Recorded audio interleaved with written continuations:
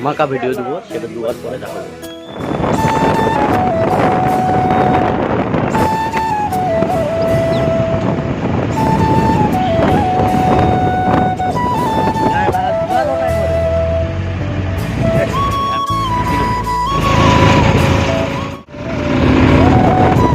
তো চলে আসলাম আমরা ক্যাটারিং দিনের বেলা, ঠিক আছে। তো গাড়ির ভিডিও তোমাদেরকে তো দেখালাম।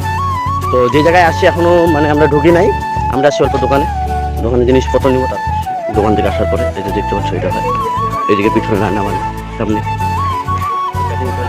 তোমাদেরকে এই ভিডিওটা দেবো, তারপরে একটা ধামাকা ভিডিও দেবো, সেটা দেওয়ার পরে দেখাবো।